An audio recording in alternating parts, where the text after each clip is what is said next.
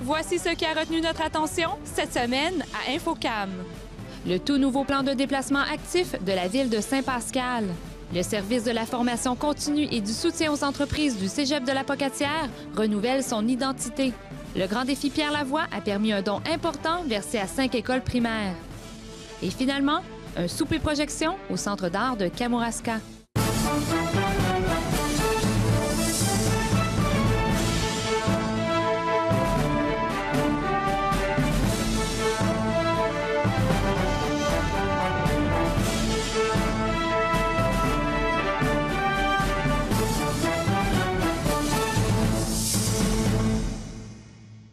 La ville de Saint-Pascal a dévoilé son tout nouveau plan de déplacement actif dans le cadre du programme À pied, à vélo, Ville active de Vélo Québec. C'est un plan qui a été commencé à analyser en février 2014 et c'est un plan qui a comme objectif de sécuriser les rues de la municipalité dans un périmètre de 500 mètres des écoles pour que les enfants puissent aller à l'école à pied ou à vélo en toute sécurité. Mais est-ce que ça touche seulement les enfants? Non. Dans le projet, nous avons toute la population dans laquelle on a inclus leur participation parce qu'on avait besoin d'eux pour pouvoir définir des obstacles qui pouvaient nuire à la sécurité. Mais la population, elle est vraiment, la citoyenneté est vraiment incluse dans le projet. Mais concrètement, quels travaux vont être instaurés dans la ville de Saint-Pascal et où exactement? Les travaux qui vont être faits, ça va être surtout auprès des écoles, près des écoles dans la zone où les enfants puissent être en sécurité. Donc, nous avons dans Saint-Pascal la rue Chapelot, la rue Saint-Elzéar.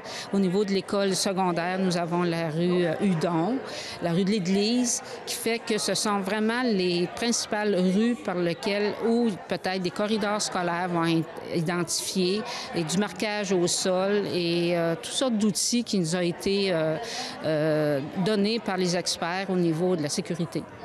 J'imagine que vous avez dû faire le tour et demander aux gens s'ils étaient réceptifs à ce genre de programme. Est-ce que les gens sont réceptifs à Saint-Pascal pour ça? Alors, j'ai eu des réponses vraiment positives. D'ailleurs, la formation du comité consultatif qui a eu lieu, on a eu 25 à 30 intervenants, que ce soit du scolaire, que ça a été de la Sûreté du Québec, du ministère des Transports, de Kamouraska en forme, des 50 ans et plus, j'en oublie, quartier jeunesse. Ils ont participé vraiment d'une façon agréable, positive, qui fait que les données que j'ai pu sortir pour réaliser le plan a été vraiment constructif et réaliste aussi, là, parce que c'était vraiment des éléments que dans tous les jours, on oublie, mais lorsqu'on se dit on marche, on veut être en sécurité, c'est quoi qui est pas correct et qu'on pourrait améliorer. Et est-ce que les travaux ont déjà commencé? Oui, les travaux ont été faits en une bonne partie cet été dans le boulevard Hébert et la rue Taché. Ça a corrigé des obstacles qui avaient été observés. Là, on serait rendu à l'étape 2, qui serait les autres rues, là, mais qui sont à proximité de la zone scolaire, qu'il faut travailler pour déterminer encore plus de sécurité. Et est-ce que vous savez quand les travaux vont terminer? Les travaux, au niveau de la municipalité, ils parlent beaucoup du printemps 2015 pour arriver à mettre des solutions qui ont été trouvées au niveau, comme je vous disais tout à l'heure, au niveau de la zone scolaire. Sylvie Bernier, athlète olympique et ambassadrice des saines habitudes de vie, était des nôtres pour le dévoilement du plan de déplacement actif. Pourquoi c'est important pour vous de faire le tour des régions pour promouvoir les saines habitudes de vie?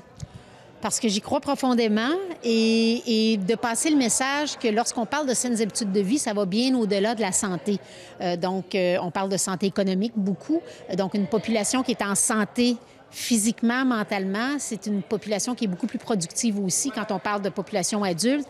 Quand on parle de nos enfants, ce qui nous concerne beaucoup aussi, c'est qu'un jeune qui est actif et qui se nourrit bien a un développement global beaucoup plus complet, meilleure réussite éducative, meilleure réussite scolaire, moins de décrochage scolaire, meilleure autonomie, meilleure estime de soi. C'est énorme, les bienfaits lorsqu'un jeune bouge et mange mieux. Et aujourd'hui, on parlait de transport actif. Donc, ce que je racontais, c'est qu'en l'espace de 30 ans, il y a une baisse de 50 du nombre de jeunes qui marchent ou qui prennent la bicyclette pour aller à l'école. Et ça, pour moi, c'est un drame parce que ce n'est pas un cadeau qu'on fait à nos enfants lorsqu'on décide d'aller les reconduire le matin. Beau temps, mauvais temps, qu'il fasse chaud, froid, nos enfants devraient marcher. Mais pour ça, il faut que ce soit dans un environnement sécuritaire. Donc, c'est pour ça qu'à Pied à vélo Ville active, le beau projet qui a été déposé aujourd'hui pour les 2 écoles de la région, c'est extraordinaire. Mais maintenant, il faut que les parents adhèrent, il faut que la Ville adhère, comme on l'a démontré ce matin, il faut que la police, il faut que tout le monde décide ensemble que nos jeunes vont marcher pour aller à l'école ou vont prendre la bicyclette. Donc, aussi l'école, il faut que l'école en fasse la promotion, faut qu'il... Donc, c'est vraiment un travail d'équipe. On a des problèmes de société, c'est collectif, la hausse de l'obésité, et c'est ensemble, collectivement, qu'on va trouver des solutions. Outre le fait d'encourager nos enfants à marcher à l'école, est-ce que vous avez des petits trucs pour faire bouger nos jeunes enfants? Le jeu libre, juste d'aller jouer dehors, c'est sûr que comme parents, sans mettre toute la responsabilité sur le dos des parents, je pense qu'encore une fois, c'est un problème de collectivité. Si le parent est un adepte de plein air et aime jouer dehors, puis aime utiliser le transport actif pour aller travailler ou est une personne qui a un plaisir à être dehors puis à bouger, il y a de grosses chances que les enfants suivent l'exemple, même si ça décroche un peu à l'adolescence. Il y a des bonnes chances que ce jeune-là devienne un adulte actif. Mais ensuite, c'est tout un continuum. C'est dans les CPE, c'est à l'école, les services de garde, c'est partout, là. Donc, tous les adultes qui entourent notre jeune, si on a un message cohérent sur l'importance de bouger, d'être actif, il y a de bonnes chances que nos jeunes deviennent adultes, actifs et en santé. Donc, ce n'est pas l'affaire d'une personne, c'est l'affaire de toute une collectivité. Et je pense qu'ensemble, on peut y arriver. Le service de la formation continue et du soutien aux entreprises du Cégep de la Pocatière et du Centre d'études collégiales de Montmagny renouvelle son identité visuelle repensée et adaptée tout spécialement pour son offre de services unique. On les offre maintenant tous ce que j'appelle à distance en mode hybride.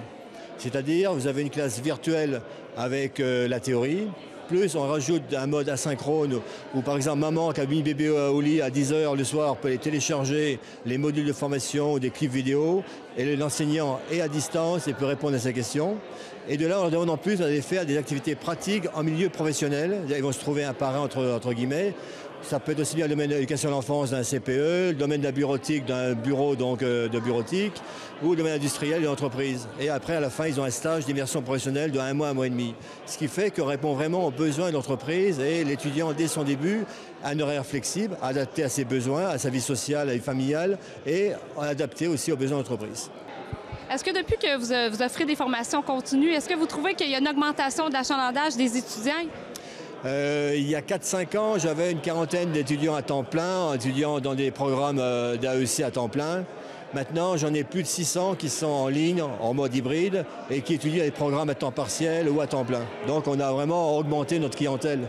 Pourquoi avoir fait une nouvelle identité, une nouvelle image? La nouvelle image répond mieux à ce qu'on est réellement maintenant. On n'est plus vraiment un service de la formation continue et des soutiens d'entreprise, qui est un titre très long à dire. Donc, on cherchait quelque chose de plus punché en termes, excusez-moi, un peu cavalier, accrocheur, et qui répond autant à la fois aux entreprises qui les accrochent qu'aux monsieur, madame, tout le monde qui puissent être intéressés par des formations. Mais pourquoi avoir choisi le mot extraordinaire? Ça, on a confié le mandat à la compagnie Absolue qui est venue analyser tout ce qu'on faisait. On leur a tout mis sur la table et ils ont fait une présentation de ce qu'on pourrait être au mois d'août dernier avec cette approche extra. Et on a été vraiment wow. Donc de là est partie l'idée de garder ce qu'ils nous proposaient. Parlez-nous plus en détail de la nouvelle identité de marque. En fait, c'est une nouvelle identité de marque qui est vraiment beaucoup plus près de ce que autant les entrepreneurs vont rechercher que les étudiants aussi vont rechercher. Ce que le service voulait démontrer ici au Cégep La Pocatière, le service de formation continue et de service aux entreprises, c'était vraiment leur capacité d'être très, très performant pour eux, que ce soit autant pour l'étudiant que pour l'entrepreneur, et d'être capable d'offrir, puis le service se distingue par l'innovation puis par les résultats. Le mode hybride est quelque chose qui est très, très rare dans le milieu. C'est vraiment un avantage concurrentiel qu'ils ont. Et on voulait être capable de mettre ça en valeur et de développer une image qui va être très forte, qui va être aussi une image qui va permettre d'avoir une personnalité beaucoup plus corporative. En fait, il y a quand même plusieurs couleurs. C'est sûr qu'on voulait travailler avec le bleu qui est toujours présent ici au Cégep La Pocatière. Il fallait quand même avoir une référence avec le Cégep.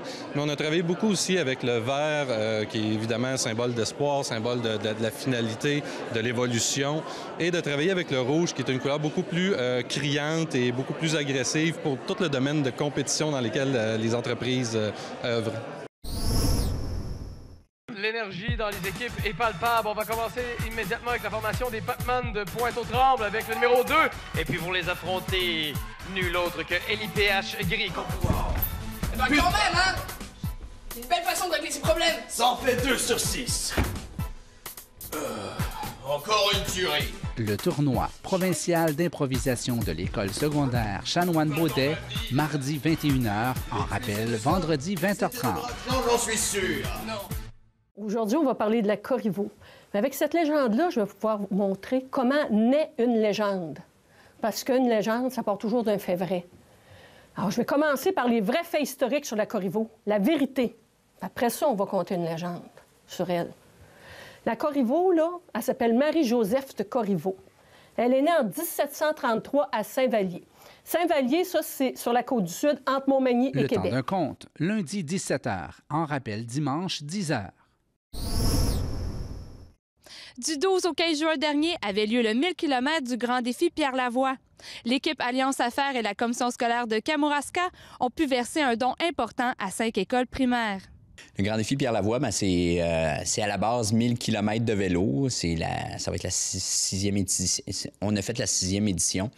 Et c'est 1000 km à vélo, mais avant ça, c'est bien beau 1000 km, mais c'est la capacité et la possibilité pour les équipes, les 205 équipes inscrites partout à travers le Québec et quelques équipes maintenant au Canada. Je pense qu'on avait même une équipe française cette année. Ces 205 équipes-là, il y a des frais d'inscription. Et le reste de l'argent qu'on accumule va dans 5 écoles, dans des écoles primaires qu'on va choisir. Nous, on a tous choisi des écoles de Kamouraska-Rivière-du-Loup, de la commission scolaire Kamouraska-Rivière-du-Loup. C'est mon employeur, puis c'est un partenaire majeur aussi avec nous, la commission scolaire. Et puis le Grand Défi Pierre-Lavoie, donc c'est 1000 km de vélo. Mais derrière tout ça, il y a aussi la possibilité d'amasser des fonds pour les saines habitudes de vie chez nos jeunes. Et comment vous avez fait le choix de ces 5 écoles? On a lancé une invitation pas aux 5 écoles, mais à toutes les écoles primaires. On a dit, sortez-nous des projets. Et puis, on a choisi en équipe les projets qu'on a présentement, là. Donc, les 5 écoles, soit une école à la Pocatière, on a une école à Saint-Alexandre, on a l'école de l'Île-Verte, on a l'école de Saint-Hubert et puis on a l'école Roi de Rivière-du-Loup. Donc, cette semaine, vous avez remis le montant d'argent que vous avez ramassé. Combien d'argent vous avez ramassé? On a ramassé en tout 42 400 quelques dollars. C'est énorme. C'est pas de l'argent qu'on va chercher dans nos poches à nous. On a des commanditaires, on a des partenaires qui embarquent avec nous autres puis qui croient à la cause puis qui voient que tout cet argent-là sert justement à l'amélioration des saines habitudes de vie chez nos jeunes. Puis, avec le Grand Défi, c'est plusieurs choses qu'on connaît maintenant. On connaît les cubes énergie, on connaît Aiguise, ta matière grise qui se déroule présentement. Il y a le 1000 km. Il y a ici à l'école secondaire Chanoine-Baudet le Grand Défi au secondaire qui consiste à relier Québec à Montréal en 30 heures à la course à pied à relais. C'est toutes des choses que le Grand Défi fait qui nous touchent, mais qui nous amènent aussi à être capable de remettre un peu d'argent dans notre milieu. Et puis, c'est de l'argent habituellement qui est super bien investi. Donc, chaque école a reçu un montant de? Je pense que c'est 8 404 par école qui vont servir, dans certains cas, à l'amélioration de la cour d'école pour des jeux qui vont faire bouger les jeunes. Il y a des écoles qui ont choisi d'arriver et puis d'investir pour aller à la piscine de Rivière-du-Loup. Mais c'est tout le déplacement pour se rendre à la piscine. C'est des heures de glace supplémentaires en location à l'aréna. C'est une équipe de ringuettes féminine pour une autre école. C'est plein de beaux projets comme ça. C'est un mur d'escalade qu'on a eu il y a 2 ans à Kakuna qui est absolument extraordinaire, qui fait quasiment la moitié du gymnase. Mais c'est à ça que ça sert, ces fonds-là. C'est des extras que les écoles ne pourraient pas se payer. Il y a du monde qui ont beaucoup d'imagination dans notre domaine, mais avec ce qui se passe présentement, c'est drôle, on nous efface notre imagination assez vite. Ça fait que des projets comme ça, bien, ça nous permet justement à nos écoles puis à nos jeunes d'avoir un peu de nouveauté. Et j'imagine que les jeunes étaient enchantés de recevoir un tel montant d'argent. Oui, c'est le fun pour les jeunes. Peut-être qu'ils ne le voient pas directement parce qu'on n'a pas encore fait nos conférences personnelles dans les écoles. On va faire par après nos conférences. C'est que chaque membre de l'équipe va aller faire une conférence sur son 1000 km dans l'école qui est parrainée. En plus d'aller remettre un chèque, on a des petits T-shirts aussi pour les jeunes. Mais ils ne voient pas directement le 8000 $, puis peut-être qu'ils ne comprennent pas totalement le 8000, mais le mur d'escalade qui est là... c'est le même qui peut s'acheter, de partir, prendre l'autobus toute la gang, puis d'aller à la piscine à Rivière-du-Loup à partir de Saint-Hubert. C'est des montants que les écoles n'ont pas. Quand on pense que pour le sport, il y a peut-être 1 pièce, 1,5 pièce par élève, par école, c'est pas avec ça qu'on est capable d'aller à la piscine. La guignolée de l'option média du Cégep de la Pocatière est de retour pour une 2e édition. Voici tous les détails avec Joanie Ouellette. Cette année, la 2e édition se tiendra jeudi, le 4 décembre, de 8h à 16h. Donc, mes étudiants vont être au coin, là, au carrefour, à l'intersection de la 6e avenue et de la 1er rue.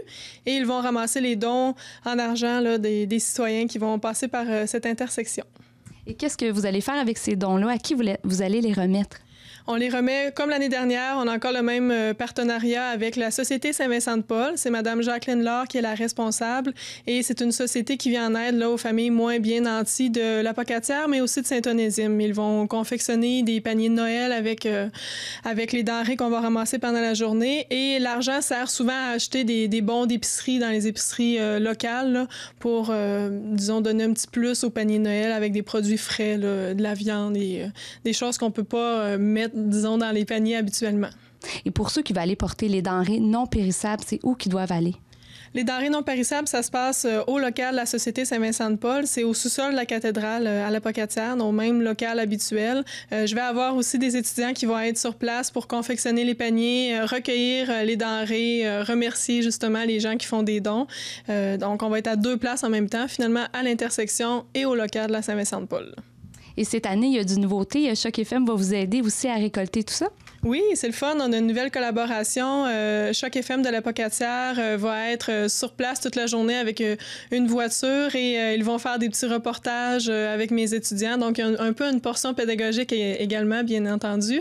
Et ils nous ont offert, en fait, une campagne publicitaire qui va rouler toute la semaine, du lundi au jeudi. Et ce sont mes étudiants qui ont enregistré le spot radio qui va être diffusé au courant de la semaine. Alors, c'est très intéressant comme collaboration. Et quel est votre objectif cette année? L'année dernière, on avait ramassé un gros 5 000 $. Cette année, notre objectif, c'est de le dépasser, bien entendu. On compte sur la générosité des gens. On sait que les gens vont être au rendez-vous. On a fait encore plus de publicité cette année pour qu'ils soient prêts, là, qu'ils aient leurs sous sous la main, justement, quand ils vont passer au carrefour. Alors, on essaie de battre notre 5 000 cette année. Un souper projection aura lieu le 5 décembre prochain au Centre d'art de Kamouraska. Au programme de la soirée, repas nordique et présentation du documentaire « Ceux comme la Terre » de Nicolas Paquette. Oui, c'est un long-métrage documentaire qui s'intitule « Ceux comme la Terre ». C'est un film qu'on a tourné au territoire du Nord-Ouest, sur les rives du Grand Lac des Esclaves, donc le territoire du Nord-Ouest, c'est au nord de l'Alberta. Il y a un immense lac au centre de ce territoire-là. Et on a rencontré des Dénés. Les Dénés, c'est un peuple autochtone qui habite là depuis des millénaires. Et le film, donc, montre leur mode de vie, leur façon d'avoir un lien avec le territoire. Et raconte aussi l'histoire de l'arrivée des Blancs, l'impact du colonialisme dans leur vie, mais vu de leur propre perspective. Mais pourquoi ce sujet? Qu'est-ce qui vous a intéressé dans ce sujet? Bien, à la base, l'étincelle du film est venue de ma rencontre avec les écrits de René Fumolo, qui est un père Oblat, qui s'est installé en 1953 au territoire du Nord-Ouest. Et René Fumolo était là pour évangéliser les Indiens. Et ce qu'il nous raconte, c'est que lui-même, il a été converti à leur façon de voir le monde. Et il est devenu le défenseur des droits des Autochtones, surtout dans les années 70. Et donc, le film utilise certains des écrits, des photos. René Fumolo est aussi un photographe. Il a pris 14 000 photos. Donc, à travers son histoire, on voit aussi l'évolution de ce peuple-là à travers les années 50, 60, 70 jusqu'à nos jours.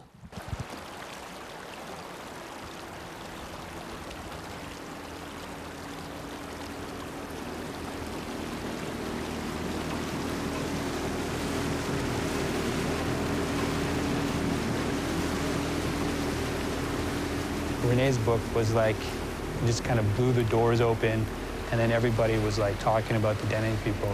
So it was super important, and then he's held in high esteem in a lot of the communities.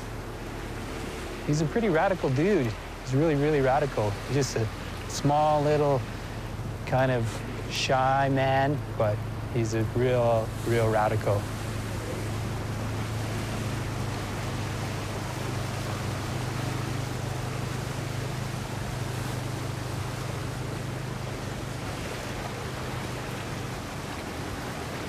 I have the utmost respect for him and the work that he did. So he's pretty dedicated. And I think what he was trying to do at the most was just to show the world what we're like up here. I mean, we're human beings, and we come from this area, and this area is pretty important to us.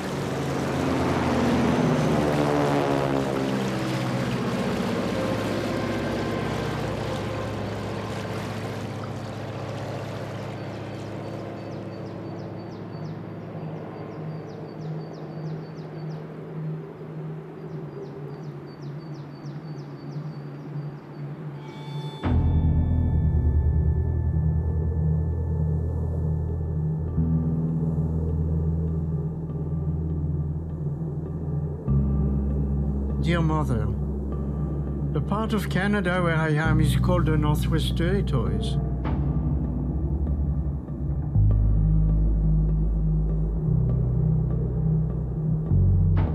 But for thousands of years, it has been home to the people we call Indians.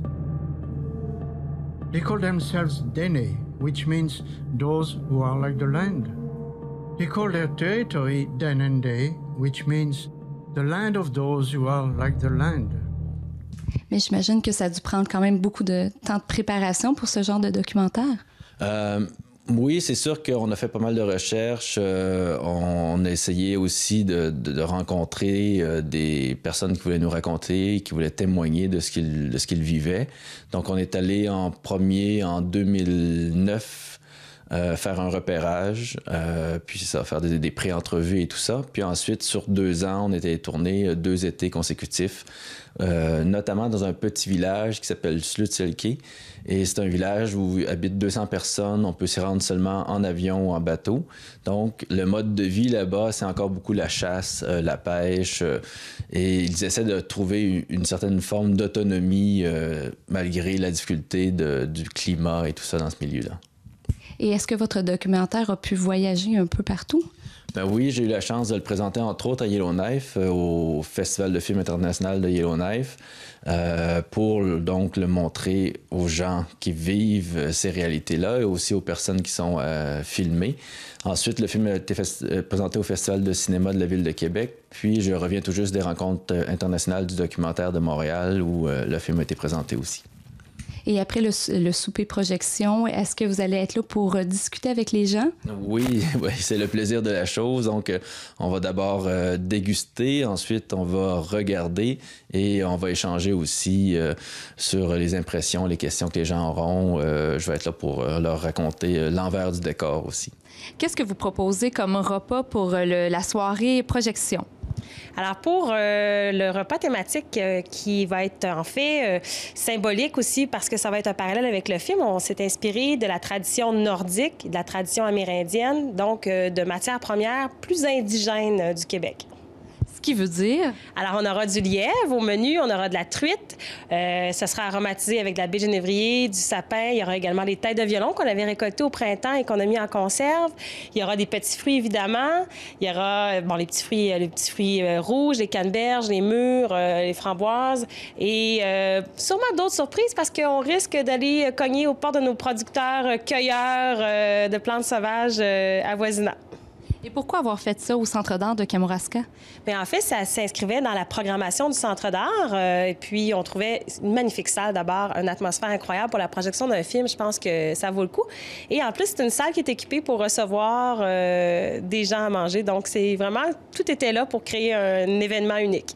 Alors, les billets sont en vente chez QTS ici à Kamouraska. Vous pouvez nous appeler au 418-308-0739. Vous pouvez également nous contacter sur notre page Facebook QTS à Kamouraska. Et je crois que les places sont quand même limitées. Oui, tout à fait. Il y a déjà quelques réservations qui sont rentrées. On a 50 places, donc faites vite. Ça va être un événement à ne pas manquer. Pour une 10e année consécutive, votre télévision communautaire du Kamouraska, TVCK, tiendra la Grande Guignolée des médias 2014. Encore une fois, cette année, l'équipe remettra à parts égales les dons à la Maison de la famille du Kamouraska et au Centre accueil partage de Saint-Pascal. Quant aux jouets, denrées non périssables et produits d'hygiène, ils seront remis exclusivement au Centre accueil partage. Rappelons que l'an dernier, c'est un total de 2 848 $ qui ont été amassés. C'est donc un rendez-vous ce jeudi 11 décembre entre 10h et 14h au coin de la rue Taché et du boulevard Hébert à Saint-Pascal. La TVCK, la Maison de la famille du Kamouraska et le Centre accueil partage se feront un plaisir d'amasser vos dons et denrées non périssables. Le Conseil de fabrique de Saint-Germain de Kamouraska tient à remercier tous les bénévoles, les donateurs, les commanditaires ainsi que les participants à leur brunch bénéfice qui a eu lieu le 9 novembre dernier.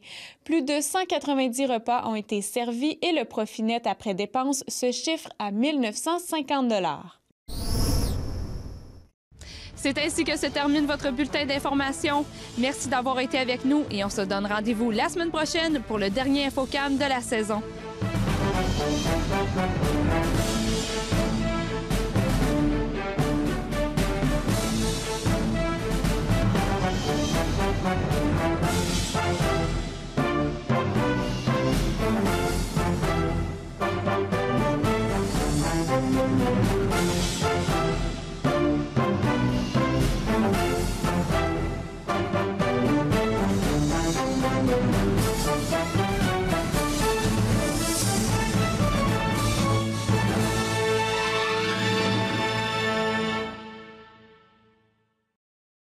Mallette de Saint-Pascal est fière d'être associée à cette émission. Mallette, 470 Avenue Chapelot à Saint-Pascal, 88 492 3515. Pour nous faire part d'une nouvelle, des images ou suggestions de reportages, par téléphone le 418 492 2711, par télécopieur le 418 492 7498, par courriel à presse@tvck.org et par Internet au www.tvck.org. LC Productions est fière d'être associée à cette émission. LC Productions se spécialise dans la conception et l'hébergement de sites Web. 1-877-680-5550.